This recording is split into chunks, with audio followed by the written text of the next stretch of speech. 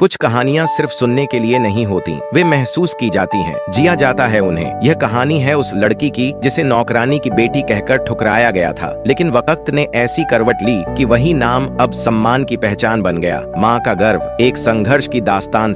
सीमा, उम्र 35 साल, चेहरे पर थकान, माथे पर पसीना और आंखों में मजबूरी का सागर। वो दूसरों के घरों में बर्तन मांजकर, झाड़ू पहुंचाकर अपना गुजारा करती थी, लेकिन सबसे बड़ी लड़ाई थी सोनाली को पढ़ाना। उसकी 10 साल की बेटी जो मासूम थी, लेकिन हालात ने उसे उम्र से पहले समझदार बना दिया था। वो माँ की मदद भी करती, लेकिन पढ़ाई में मन नहीं लगता। माँ, मैं स्कूल नहीं जाऊंगी। वहाँ सब मेरा मजाक उड़ाते हैं, कहते हैं कहाँ से आई है नौकरानी की बेटी, मैं तुम्हारे साथ काम पर चलूंगी। सीमा ने सोनाली का चेहरा पकड़ा, उसकी आंखों में देखा। बेटा, हमारी गरीबी हमें झुका सकती है, लेकिन हरा नहीं सकती। तू पढ़ेगी, बड़े लोगों के जैसे अफसर बनेगी। सोनाली ने कुछ नहीं कहा, लेकिन अंदर ही अंदर वो माँ की हर बात को झुठलाना चाहती थी। उसे यकीन ही नहीं था कि गरीबों के लिए भी कोई इज्जतदार दुनिया होती है। सीमा जिस बड़े अफसर के घर में काम करती थी, वहाँ का माहौल उसकी जिंदगी से बिल्कुल उलट था। सफेद संगमरमर की दीवारें, सुनहरी कांच की खिड़कियाँ, महंगे झूमर, लेकिन सबसे महंगा था उनका अहम और घमंड।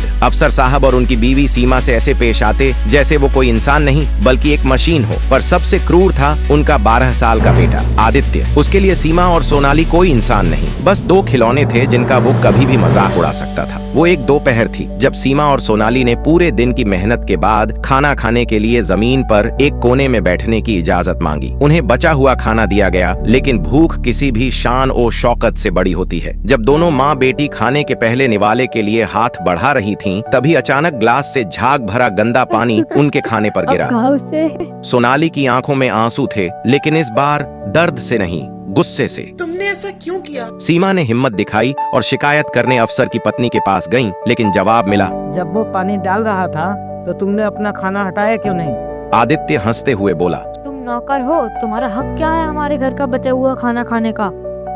10 साल बाद तकदीर का बदला, वक्त का पहिया घूमा। सोनाली ने पढ़ाई में खुद को झोंक दिया, दिन रात पढ़ाई की, अपनी भूख, अपनी तकलीफों को अपनी ताकत बना लिया। और फिर वो दिन आया जब उसने यूपीएसएससी का एग्जाम पास कर लिया। अब वही लड़की जिसे कभी नौकरानी की बेटी कहकर अपमानित किया गया था, अब जिले की कलेक्टर बन चुकी थी। लेकिन कहानी अभी खत्म नहीं हुई थी। वही अफसर जिसकी पत्नी ने सीमा को जलील किया था, आज भ्रष्टाचार के मामले में पकड़ा गया और केस आया कलेक्टर सोनाली की टेबल पर। अब वो अफसर जिसकी नजरें कभी सीमा और सोनाली से तकरीबन मिलती भी नहीं थीं, आज उनके सामने हाथ जोड़े खड़ा था। आदित्य जो अब 22 साल का हो चुका था। सोनाली दीदी, माफ कर दो, मुझे नहीं पता था कि जिंदगी ऐसे करवट लेगी। उसने झुकी नजरों से कहा, लेकिन सोनाली की आंखों में अब वो पुरानी मासूमियत नहीं थी, वो न्याय की देवी बन चुकी थी। उसने सीमा की तरफ देखा। आज माँ का सिर झुका हुआ नहीं था, वो गर्व से उठा हुआ था। फिर सोनाली ने अपनी कलम उठाई, दस्तावेज पर साइन किया और कहा, कानून ना दोस्त देखता है ना दुश्मन, सिर्फ न्याय करता है। और फिर उस अफसर को सजा सुना दी। सीमा ने सोनाली को गले लगाया। उसकी आंखों से आंसू बह रहे थे, लेकिन ये आंसू दर्द के नहीं,